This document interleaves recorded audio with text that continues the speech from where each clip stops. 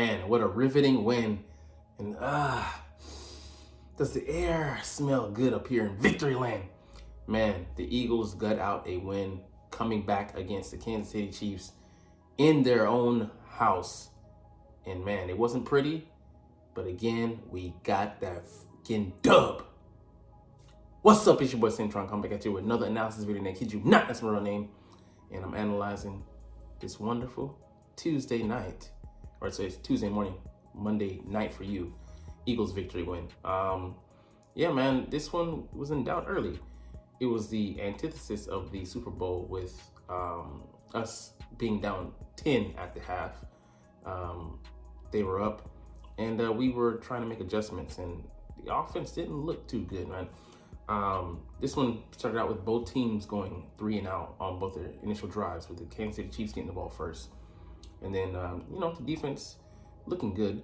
But then after we went 3 and out again, they went ahead and scored on their next drive.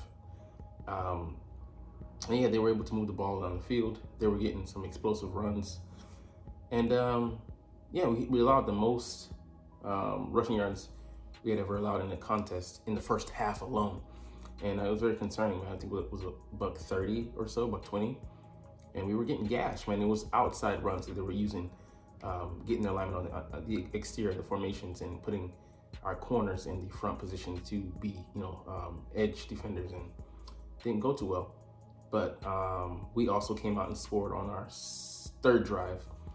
And yeah, it was a holding call. I'll be the first to admit that. It should have been called. But as Statuary, loves to say, there's holding in every play. And, I could see where he got spun around and the referee couldn't see, where it was kind of in motion type of thing. Not blaming them for not making that call, of course, but yeah, man, it happens. So we went up on that rushing score, but after that, man, it was a drought. We had, after that, only a handful of yards from that, I think 70 something, play drive. And the Chiefs, they were doing just enough. They scored another touchdown and they scored 3 points. So we were down 17-7 going into the half. But then came the second half, and it was diametrically opposed. They were held scoreless. I think they had 47 rushing yards total, and maybe less than 100 yards. Patrick Mahomes finished the day with only 100 and something yards, I believe, passing. So wasn't a stellar day for him. The story of the game, and the receivers and the drops that they had, they were dropping the ball in key situations, and there was a bomb downfield with, for MVS, Marquez Valdez-Scantling, and he dropped it. Could have closed out the game. I think it was 1:56 to go when he dropped that thing clean off his hands. And like Shannon Sharp said, he's a body catcher, not a hands catcher. So, yeah, it was one of those nights where the weather conditions weren't perfect, but some guys did step up on our side because we were missing Dallas Goedert heavy, but we made just enough plays. And the offense held on. The defense held on, shut them out actually. And the offense was sparked again, to show life again late in the third and fourth quarter. In spots, we played. We had a touchdown in the third and one in the fourth to finally take the lead.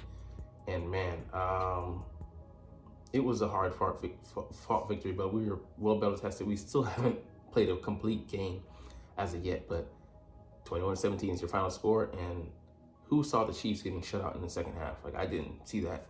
And as well, us playing well against Travis Kelce and containing him. I'm sure we'll get into the film room and look at how we did it, but man, most important thing is we got her done. So anyways, let's look at the stats. Started with the Chiefs. Like I said, Patty Mahomes, 20 for 43. He was charged with, passing the ball.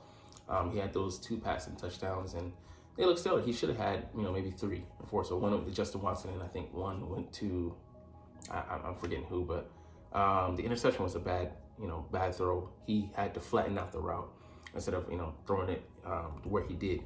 Should have led his receiver more, and probably would have been a touchdown. But fortunately for us, he didn't do that. Isaiah Pacheco, hard charging guy. Second half, we essentially took him out of the game though. 4.68. He had a great average.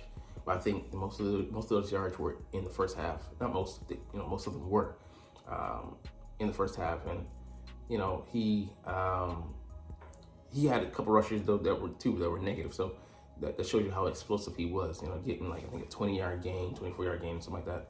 And then constant 10-yarders. But we stuffed him a couple of times, or like he gets extra yards on contact because it's just his the way his running style is. But he got only like 2 or 3 yards. So we were effective in containing him. Patty Mahomes was the one who was slippery as hell. We had him dead to rights. Where he went down the sideline for Fletcher Cox, and he just slipped out of his grasp. Like he was trying to push him out, but then he kind of lost balance, and just like he should have went for the tackle instead of being the pussification of this league. You're trying to take care of the quarterback, and I know that's probably in the back of his mind. I don't want to get a flag. He kind of did get one later. We'll get to that later, but he was able to get out of our grasp, but we kind of got to him late when it really mattered, and we're good closers in that effort. So Clyde Edwards-Helaire, only 2 rushes. They didn't run the ball enough. I feel like like out of the formations that worked, because that was like it's not a sweep of some type, but like a counter, like where they had the tight end come scrape across the formation. So that was effective for them. Kadarius Toney was in the backfield, but it's only gonna be good for a couple times before we nail that down. But 2 for 14, he had one that went long, and then one that kind of like didn't do as well. I think 1 for 13, then 1 for like a couple yards. So and the other one was only for like 2 yards. Jared McKinnon 1 for 7. So everybody, it's interesting. Look at everybody's average. You'd have thought they won the game by the way they're running the ball, but they had like 5 drops in this game. It was pretty horrendous on their side. So Justin Watson 553, that touchdown, where Byard kind of like he lost contain. We were playing man, he lost his man. Was able to get loose, but he had, I want to say, 3 drops, man. And it was just the conditions on the night and things like that. You could use that as an excuse, but one, it was horrible. He got scared. He came across the middle and he shrunk, got alligator arms, and he got chewed out by Andy Reid on the sidelines for that. But it's funny, like this receiving crew reminds you, I would say they're more talented than that. It's not just this era where they can't be touched, but it reminds you of the Donovan McNabb days where he had little to work with. Look at these guys. Other than Kelsey, who do you say you gotta make sure you get hands on? They're a motley crew, and the results come with that, and they show. Travis Kelce, we contained him all night. At least for a touchdown on a rub route, and it's like we gotta be better defending that. Get to that a little bit later, but other than that, man, like we were able to bracket him. Probably some over the top, some triangle, maybe box coverage, where we were just making sure that he wasn't the guy that was going to beat us. And I love that we actually committed resources and made sure damn sure that it wasn't going to be death by Kelsey. Rashee Rice, he got open a couple times, but that one on Slay where he just juked him at the line, I'm like, damn, why you let him shake and make you like that, Slay? Don't get shook up out of your shoes, son. He'll develop into something nice, but I think he's a rookie, so McCall Harmon didn't offer that much to this offense, even though I feel like he has some skills. But at this juncture, he isn't producing, as is Kadarius Toney. So they both had 2 receptions for 12 yards, not really a factor in the game. So they caught both of their targets, but they didn't really help Mahomes out on a night where he desperately needed someone to step up. And he targeted Justin Watson a lot. I'm not saying the guy isn't somewhat talented, but he's not that guy. Jared McKinnon, helped him out a couple times on sideline, things like that, being a dump off outlet. Sky Moore just offers nothing. He doesn't offer enough. He's got to be kind of a bust right now. And he still has time to develop, but 1 for 4, you got to have more impact when your guys looking for guys to make an impact. Isaiah Pacheco, 1 for 2, not really anything. Noah Gray targeted, but didn't catch anything. And Marquez Valdes-Scantling, he dropped, I think, at least two that I saw, clanging right off his hand. So just showing that he's unreliable. That's why the Packers were so willing to let him go. Has the speed, but if you can't catch it, you ain't gonna do shit. Let's see, this defense, man, they were active, man. Trent McDuffie had an amazing deflection, where he tried to screen and run his way. He was looked like he slipped, but he was able to get his backhand up, or he was like trying to adjust, and he was like, this hand didn't get there, this hand will. Amazing. And I give the guy credit. He had lockdown coverage, from what I saw, playing really well. But we're able to circumvent that. Moving. I'd love to see some of these matchups, who he was matched up against. I don't recall. But it wasn't that anyone was unassailable, but just you decided to go elsewhere. It's just neat locking Brown up. I feel like we would give him some opportunities. He would been able to make some plays, but there was no need to force things when Devontae was getting hot and heating up. So he had that pick. It was more of him being right place, right time, and then just a communication error more than anything, I believe. So, I believe, I'm not saying he's not good, but I don't respect anybody. Like with our guys, I believe our guys. I believe in our guys more than anything. Justin Reed was flying around. He assisted and made tackles. He was active. Chris Jones, man, at times he seemed unblockable. So he had a sack on a screenplay. I'm like, the back, Gainwell didn't get out. I'm like, I don't know why he didn't. Have to look at that, but he was just active, moving around formations, going up against Lane, and like he pushed him out there in that screenplay. It wasn't a sack on Lane. But yeah, the guy is a force. So Drew Tranquil, not as good as Bolton. He was, he's better than I thought he was. Coming over from the Chargers, from the rival. Leo Chanel, don't really remember. Mike Edwards, he got toasted by Devontae Smith deep, but don't really remember his coverage more than that. Willie Gay Jr., he was decent, at linebacker. I wouldn't say above average, but Trent McDuffie had 2 sacks, so the corner having 2 sacks. He's just such a great joker chess piece for them, moving around, attacking from different angles. That slot blitz is just dangerous from them. Mike Dana, he was getting after it. Carl Aftis had a sack. He rushed one is just such a weird angle. He was almost like cleaning up, scraping back across the formation at an angle like this, coming from the depth of like a linebacker, but then coming back to contain Hurts. And it was perfect. I was just like, I'd never seen that before. So I don't know if that was designed by Steve Spagnuolo or that was just coincidence or that's just what he decided to do in that play. But they have some talented pieces there in Kansas City. So I want to see them again, if possible, because I want that dominance. I want that definitive statement-making win against them. Like I said, Jerry Sneed, decent. Jalen Watson, I didn't really see him, but he might have been the one getting toasted. We'll have to see. But let's get to the Eagles, guys. Their punter was doing some work. Jalen, 14-22, 150.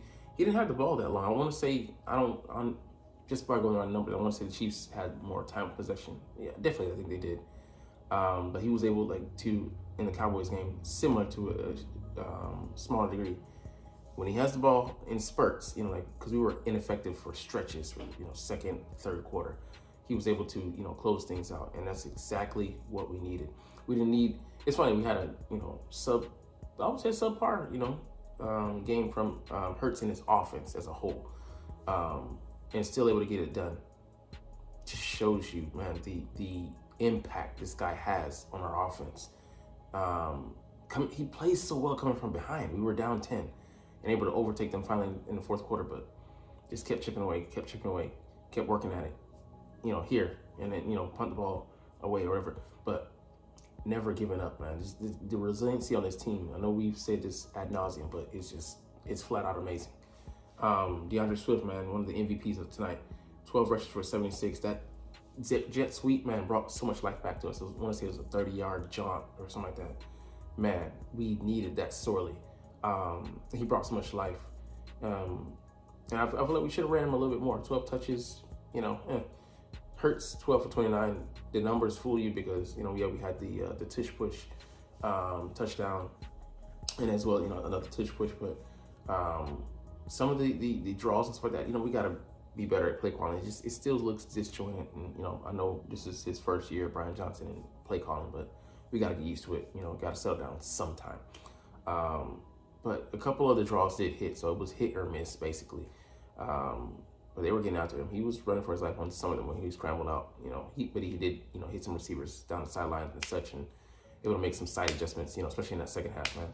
Our adjustments on both sides were good. Less or so on offense, but hey, it is what it is. Boston Scott only 2 carries for 8 yards, but he was effective, So Kenny Gainwell wasn't at all, and then I didn't see him up for most of the night. I don't think so. Might have been there in pass protection. You have to see it, look at the film, but it was a Swift day. The real Swift showed up, Swifty. Our biggest receiver, biggest impact, Devonta Smith, man. 6 receptions, 99 yards on 8 targets, man. He just came up clutch. Especially that 41-yard catch down the sidelines. Beautiful, If he doesn't shoot his hands late, because he's like looking back, but so the DB's looking back, but he's not seeing the hands of the receiver, so he's panicking, like, damn, what's going on? And he catches it over Mike, and just beautiful, man. What we sorely needed. We usually see AJ make those plays, but he was going, through his battles on that side, and it just is what it is. But he came up clutch in this one. Swift as well. He only caught 3 balls. He was targeted 3 times though, for 31 yards. But that middle screen that he caught and went up the middle, just excellent, play call, because they were being overly aggressive, but then blitzing. So it was a perfect call, to put them in a conundrum. So, Brian Johnson, like I said, in spots where he made the right call to combat what the defense was trying to do to us, Spagnuolo, a great defensive coordinator, it worked. And we just had enough of those plays to gut it out, today. AJ Brown, like I said, 1 for 8, targeted 4 times. Just, sometimes things don't go your way. And, it happened early in the season. He'll bounce back. He's had too much success this season not to. And, we'll get into the film room and analyze what was happening, what was going on. That's a complex defense where they come at you truly from all angles and all sides, all positions, all levels of depth. So, we got to eat that. Julio Jones made the most of his 2 catches. The screen, helping not to be a negative play. So there was one screen play where we, AJ Brown didn't get in front of Devonta. The Chiefs player recognized it pretty quickly. And so, he just got in front of AJ. But how he was able to just at least get out in front and make sure it wasn't picked, that was huge. Trent McDuffie could have picked that off. So AJ interfering there. Sometimes the plays that are not made are the biggest ones. And that could have been, that was in the shadow of our end zone. Would have been, a huge turnover. I don't know if he would have been able to, that F up would have been insurmountable. I believe it might have been. Gainwell also 4-yard catch. He makes an impact, here and there. Jack Stoll 1 for 3. We're missing Goddard. He sorely missed out there, but I think, for this game at least, Swift was able to pick up some of that slack. Who will it be next game? It could be the same guy. It could be a mix of guys. We'll see, but for this game, it was crucial for us to be able to go out there and operate against Dallas. Last year was an easier stretch. We went 5-0 without him. This year, tougher, man. And tough balls. Nobody's gonna sit there and cry and complain for us. Olamide Zaccheaus, only 1 target, missed it, but it would have been a nice little screen up. I think that was broken up as well. So, that was the one with where Trent McDuffie put his hand up, and it could have went bad because if that's not a deflection, if he throws it backwards and it's a fumble, he takes that in for a score, or he takes it up to the 2-yard line or something like that inside the 5, and Olamide went down just to make sure to tackle him. So I love that, just a follow through. He's not involved in this part of the game, but still, it shows the hustle, it shows the mentality. He's he's not a main piece of this attack, but he's locked in. He's laser focused in. So, all right, Jalen, that 1 fumble on Trent McDuffie, he's expecting to be protected. So, our O-line, man, they gave up, 5 sacks. Not a pristine day, but we were settling. I think those were all maybe in the first half. Second half, much cleaner game, much cleaner pocket. Chris Jones had a sack against. He's a rusher from the in position against Jordan Mailata. Just gotta. I say you gotta be better. That's one of the best D linemen in the league. It's tough matchup. On the interior as well, I think he beat Landon Dickerson when Kelsey couldn't get over the hill because he was just too quick. He beat Kelsey to the spot as well. It is what it is, man. But yeah, that forced fumble by Bradley Roby, man, huge. Like he peanut told me to punch that thing out of Kelsey's hand, and it was inside the red zone, inside maybe the 10, and they go on to score points. That's a game changing play right there. Kevin Byard also had a pick, beautiful. So the awareness, because he just got burned by that same guy, Justin Watson, in the end zone. We lost him for the touchdown. He targets him again. He undercuts the ball and wisely chooses to slide down. But man, great 6-point swing for 7-point swing for us. Zach Cunningham had one deflection. If he has better hands, he picks that ball off, and we're at the 10, their 10. Crazy. But I mean, Darius Slay had he had a good game. Like, the cornerbacks had a good game. Him and Bradbury didn't get burnt. He wasn't burnt berry today. He was the right kind of berry, Bradbury. So he did get a little grabby on one where they showed it, just like, James, the foundation, the fundamentals, man, know them. But yeah, Reed Blankenship, he was good. Blitzed a couple times. We're aggressive, man. Like, Sean Desai, man, shout out to him for this game plan. The changes made from the first half to the second half, just to hold them scoreless, to keep them out of the end zone. No field goals, no nothing, no points. Just amazing, man, amazing. And it's reminded me of the Dolphins game, where,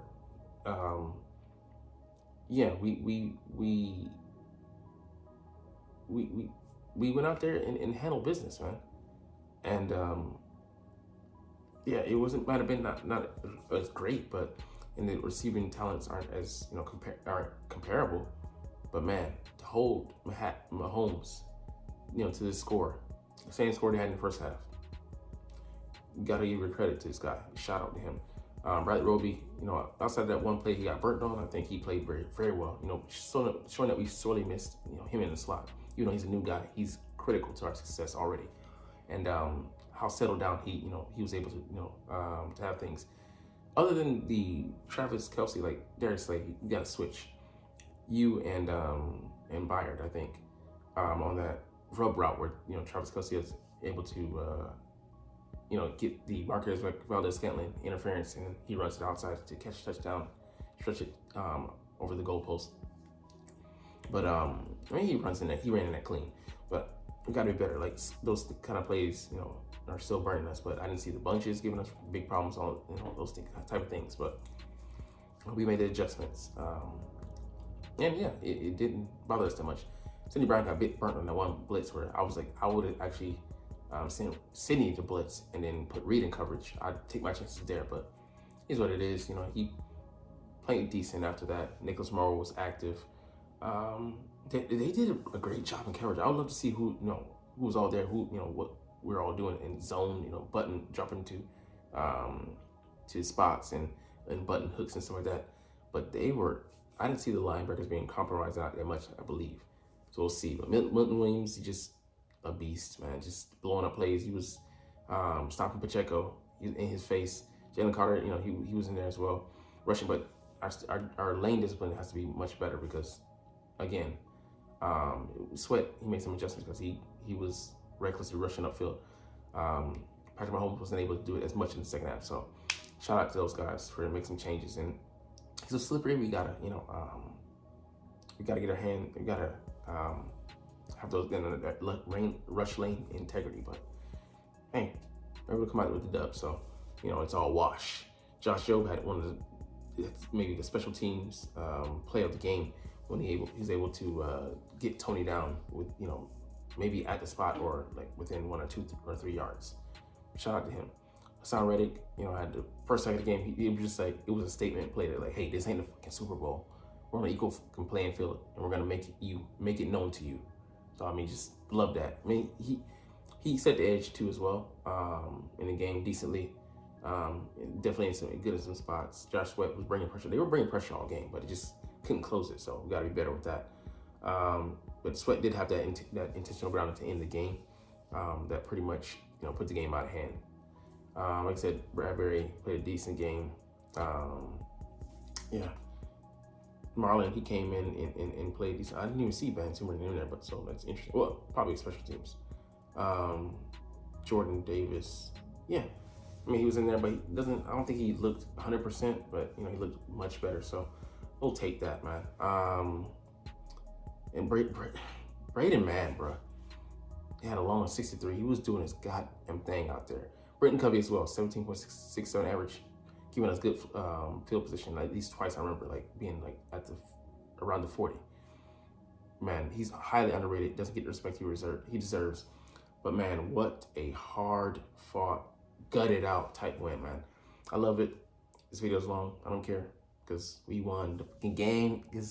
Anyways, we're gonna get up out of here because you're not even watching though, but we're gonna chunk them deuces because I love making these videos and I love talking about the Eagles. So like I said, we're gonna get up out of here. But as always, it's fly Eagles fly and let's motherfucking go. Like, comment, share, and subscribe. Thanks for watching.